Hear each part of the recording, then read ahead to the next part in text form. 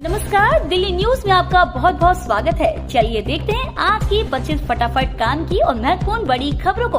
पर इससे पहले वीडियो को लाइक करना बिल्कुल ना भूलें।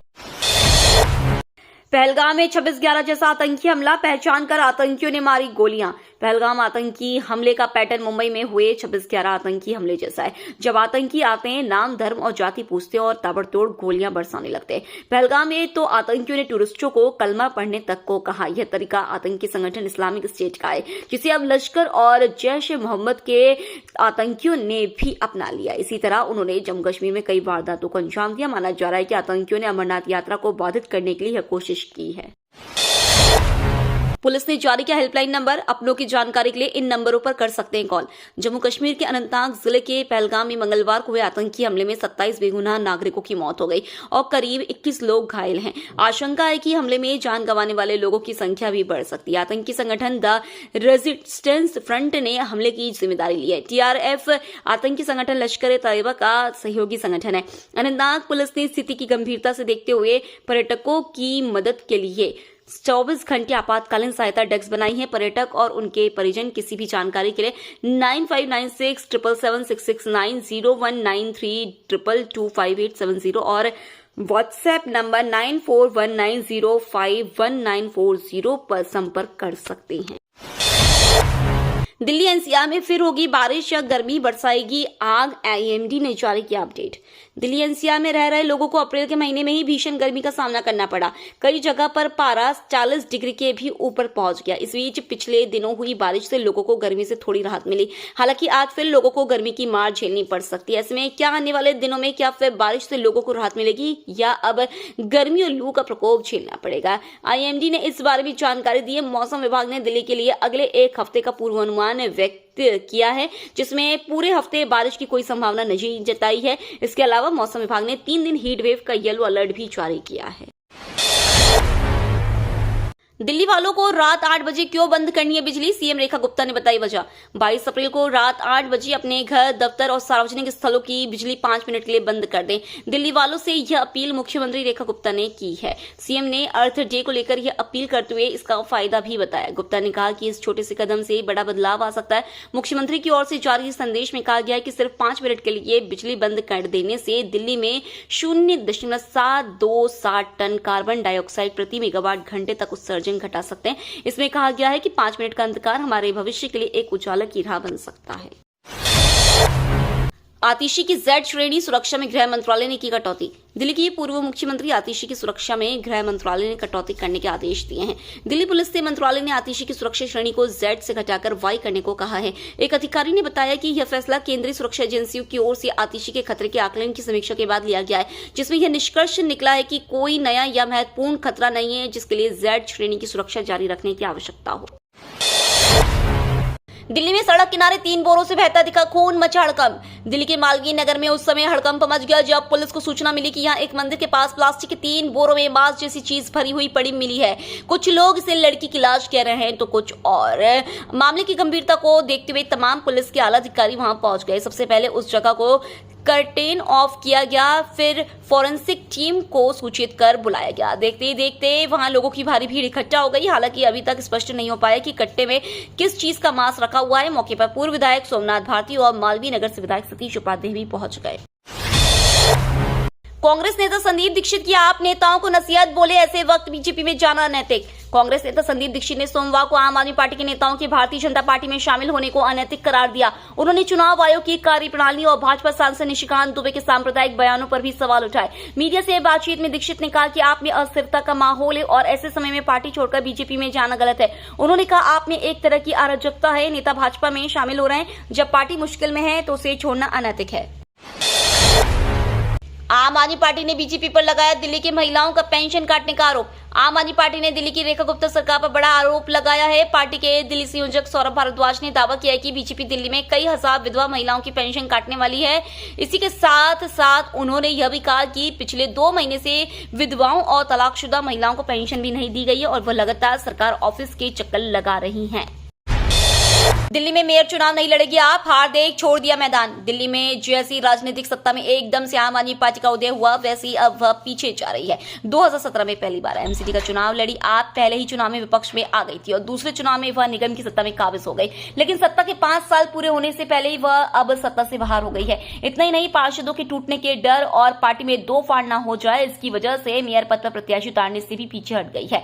3 साल में ही आप एमसीडी की सत्ता के अर्श से फर्श पर आ गई है, जिसकी प्रमुख वजह आप द्वारा निगम की सत्ता का एक केंद्र बनाना था, जबकि निगम एक्ट में सत्ता का विकेंद्रीकरण किया हुआ है। दिल्ली में सिग्नेचर व्यू अपार्टमेंट के लोगों को फ्लैट खाली करने का फरमान जारी। दिल्ली के मुखर्जी नगर में सिग्नेचर व्यू अपार्टमेंट के निवासियों को अपने फ्लैट खाली करने के नोटिस जारी किए गए हैं। डीडीए ने सिग्नेचर व्यू अपार्टमेंट के निवासियों को नोटिस जारी करते हुए कहा है कि वे जल्द से जल्द अपने फ्लैट खाली कर दें। फ्लैट खाली करने की समय सीमा 23 मार्च बीत चुकी है। डीडीए ने संरचनात्मक सुरक्षा चिंताओं के कारण 336 फ्लैट वाले आवासीय परिसर को खतरनाक इमारत के रूप में पहचान किया था। इसके ध्वस्तीकरण के लिए ई टेंडर 17 मार्च को जारी किया गया था। इसके तुरंत बाद प्राधिकरण ने निवासियों को खाली करने के लिए एसओपी जारी। UPSC civil services final result जारी, शक्ति दुबे बनी टॉपर।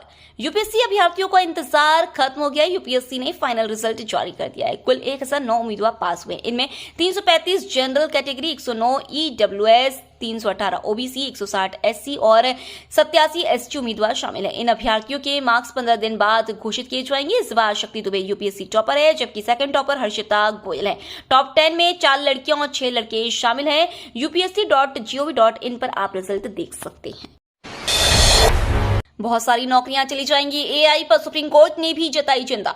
सुप्रीम कोर्ट ने एआई से रोजगार पर पैदा हुए संकट पर चिंता जताई है। एक केस की सुनवाई के दौरान सुप्रीम कोर्ट ने कहा, हमारी चिंता यह है कि आर्टिफिशियल इंटेलिजेंस से ड्राइवरों का रोजगार नहीं जाना चाहिए। भारत में ड्राइवर की नौकरी भी रोजगार का बड़ा माध्यम है। इलेक्ट्रिक व्हीकल की खरीद को प्रोत्साहित करने के लिए सरकार द्वारा नीति बनाए जाने की मांग को लेकर दाखिल पीआईएल पर सुनवाई के दौरान सुप्रीम कोर्ट ने ये बात कही।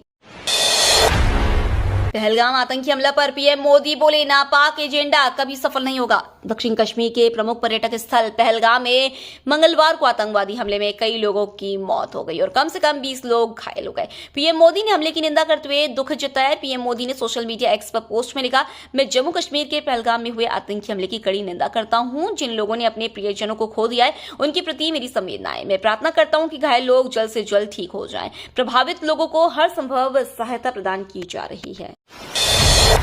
पहलगाम हमले में लगातार बढ़ रही मृतकों की संख्या, अमित शाह पहुंच रहे श्रीनगर।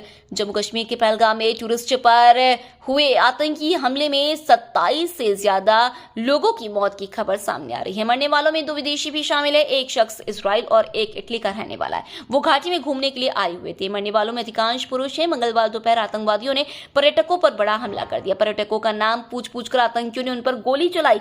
पीएम ने सऊदी से गृह मंत्री अमित शाह को फोन मिलाया और तुरंत पहलगाम जाने का निर्देश दिया।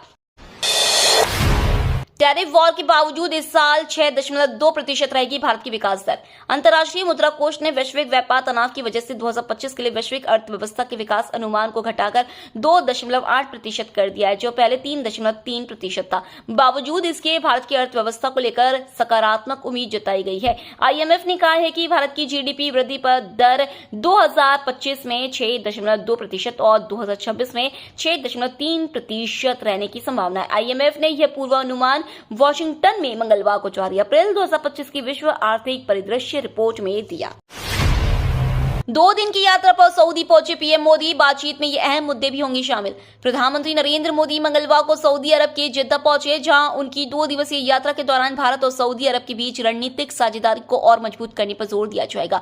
सऊदी अरब के F-15 लड़ाकू विमानों ने विशेष सम्मान के तहत प्रधानमंत्री के विमान को सुरक्षा प्रदान की, जो दोनों देशों के बीच गहरे रक्षा सहयोग का प्रतीक है। सऊदी अरब को भारत का एक मूल्यवान साझेदार बताते हुए प्रधानमंत्री मोदी ने अरब न्यूज को दिए इंटरव्यू में कहा, भारत और सऊदी अरब न केवल अपने लिए बल्कि विश्व की शांति, प्रगति और समृद्धि के लिए एक साथ आगे बढ़ेंगे। प्रोफेसर संतोष कुमार ने कहा, आपदा से होने वाले नुकसान को कम करना संभव। जाने माने आपदा प्रबंधन विशेषज्ञ एवं international institute of security and safety management के मुख्य कार्यकारी अधिकारी प्रोफेसर संतोष कुमार ने कहा कि यह सच है कि आपदा को टाला नहीं जा सकता है, लेकिन सजगता से आपदा से होने वाले जानमाल के नुकसान को कम जरूर किया जा सकता है। दिल्ली में सियासी जमीन तलाशने की कवायद, कांग्रेस की बैठक में बनी आगे की रणनीति। साल की शुरुआत में यानी 8 फरवरी को हुए दिल्ली विधानसभा चुनाव के नतीजों ने एक बार फिर कांग्रेस को सिवाय निराश होने की और कुछ नहीं दिया। 2020 की तरह इस बार भी उसका कोई विधायक एक सीट तक नहीं जीत सका। दिल्ली में शून्य हो चुकी पार्टी को फिर से खड़ा करने के लिए कांग्रेस ने कोशिशें शुरू कर दी हैं। इसी कड़ी में दिल्ली के प्रदेश कार्यालय में कार्यकारिणी, लोकसभा और जिला पर्यवेक्षकों की अलग अलग बैठकें हुई। ये बैठक कांग्रेस के फ्लैगशिप कार्यक्रम संगठन सृजन अभियान के अंतर्गत हुई। इस कार्यक्रम की अध्यक्षता दिल्ली कांग्रेस अध्यक्ष देवेंद्र यादव ने की। पीएम मोदी से मुलाकात कर जयपुर पहुंचे अमेरिकी उपराष्ट्रपति, आमेर महल में होगा शाही अंदाज में स्वागत। भारत के 4 दिवसीय आधिकारिक दौरे पर पहुंचे अमेरिका के उपराष्ट्रपति जेम्स डेविड वेंस प्रधानमंत्री नरेंद्र मोदी से मुलाकात के बाद जयपुर पहुंच गए। वे दिल्ली से अमेरिकी वायुसेना के विशेष विमान से जयपुर एयरपोर्ट पर उतरे, जहां से कुछ देर रुकने के बाद वे रामबाग पैलेस होटल के लिए रवाना हो गए। दिल्ली में प्रधानमंत्री निवास 7 लोक कल्याण मार्ग पर आयोजित भेंट वार्ता में जेडी वेंस के साथ उनकी पत्नी उषा वेंस और तीनों बच्चे इवान, विवेक और मीरा बेल भी शामिल रहे। हाईकोर्ट ने बाबा रामदेव के शरबत जिहाद बयान पर जताई नाराजगी, कड़ा आदेश देने की चेतावनी। बाबा रामदेव के शरबत जिहाद वाले बयान पर दिल्ली हाईकोर्ट ने जताई नाराजगी। न्यायमूर्ति अमित बंसल ने कड़ा आदेश जारी करने की चेतावनी देते हुए कहा, इससे न्यायालय की अंतरात्मा को आघात पहुंचाए, इसका कोई औचित्य नहीं था। अदालत ने रामदेव का प्रतिनिधित्व कर रहे वकील से निर्देश प्राप्त कर अगली सुनवाई में मौजूद रहने का आदेश दिया। योग गुरु बाबा रामदेव ने 3 अप्रैल को अपने शरबत ब्रांड का प्रचार करते हुए हमदर्द कंपनी की शरबत पर विवादित टिप्पणी की थी। क्या है कलर कोडेड स्टिकर जो दिल्ली की गाड़ियों पर लगाना हुआ अनिवार्य, कैसे करें अप्लाई? दिल्ली के लोगों को अपनी गाड़ियों पर एक और स्टिकर लगाना जरूरी हो गया है। अगर गाड़ी पर यह स्टिकर नहीं हुआ तो उन्हें फाइन भी लग सकता है। इस स्टिकर के जरिए गाड़ी में इस्तेमाल होने वाले फ्यूल के बारे में पता चलेगा। यह स्टिकर नई और पुरानी दोनों गाड़ियों पर लगाना जरूरी है। इस नियम को दिल्ली में बढ़ते प्रदूषण को रोकने के मकसद से लगाया गया है। इसके जरिए अधिकारियों को एक नजर में यह पता चल सकेगा कि गाड़ी किस फ्यूल पर चल रही है। होम लोन धारकों को राहत देने के लिए आरबीआई ने जारी की नई गाइडलाइंस। भारत में लाखों लोग अपने सपनों का घर खरीदने के लिए होम लोन का सहारा लेते हैं, लेकिन जब ब्याज दरें बढ़ती हैं या ईएमआई का बोझ अचानक बढ़ जाता है तो ये सपना तनाव में बदल जाता है। ऐसे ही हालातों को देखते हुए भारतीय रिजर्व बैंक ने हाल ही में होम लोन धारकों को राहत देने के लिए कुछ नई गाइडलाइंस जारी की, जिनका मकसद ग्राहकों की पारदर्शिता बढ़ाना और ईएमआई में लचीलापन देना है। एलएसी पर ड्रैगन की बड़ी तैयारी, सैटेलाइट तस्वीरों ने बढ़ाई भारत की टेंशन। चीन ने भारत से लगी सीमा के पास 6 नए एयरबेस को और भी ज्यादा और तेजी से अपग्रेड करना शुरू कर दिया है, जिसकी वजह से ये एयरबेस अब भारत के लिए एक नई और गंभीर चुनौती बनकर उभर रहे हैं। इन एयरबेसों में चीन ने नए रनवे, फाइटर जेट्स के लिए ठिकाने, ड्रोन, ईंधन और हथियार रखने की सुविधा और रडार जैसी आधुनिक व्यवस्था तैयार की है। वजीराबाद तालाब को साफ करने के लिए डीजेबी ने उठाया बड़ा कदम। दिल्ली में वजीराबाद तालाब की जल भंडारण क्षमता बढ़ाने के लिए डीजेबी ने काम शुरू करते हुए उसकी सफाई की दिशा में कदम उठा लिए हैं। इस दौरान बोर्ड ने तालाब से गाद निकालने और उसकी सफाई करने के लिए इच्छुक कंपनियों से निविदाएं बुलवाई हैं। इसके लिए दिल्ली जल बोर्ड ने जो निविदा जारी की है उसमें 25 करोड़ रुपए की लागत से काम करने और तालाब से 3,63,000 क्यूबिक मीटर गाद निकालने के लिए इच्छुक कंपनियों को आमंत्रित किया गया है। नस्लवादी विवाद पर यूट्यूबर एल्विश को फटकार, एनसीडब्ल्यू दफ्तर पहुंच, मांगी माफी। यूट्यूबर और बिग बॉस ओटीटी सीजन 2 के विजेता एल्विश यादव ने दिल्ली के राष्ट्रीय महिला आयोग के दफ्तर में जाकर माफी मांगी है। महिला आयोग ने एल्विश को मिस अरुणाचल और बिग बॉस 18 की प्रतियोगी चुम दरांग के खिलाफ कथित नस्लवादी और अपमानजनक टिप्पणी को लेकर पूछताछ के लिए बुलाया था। एल्विश ने कहा कि जिन लोगों को मेरी बात का बुरा लगा है, मैं उनसे माफी मांगता हूँ। ये तो थी आज की बड़ी खबरें। रोजाना ऐसी ही सबसे पहले अपडेट पाने के लिए चैनल को सब्सक्राइब करना बिल्कुल ना भूलें। धन्यवाद।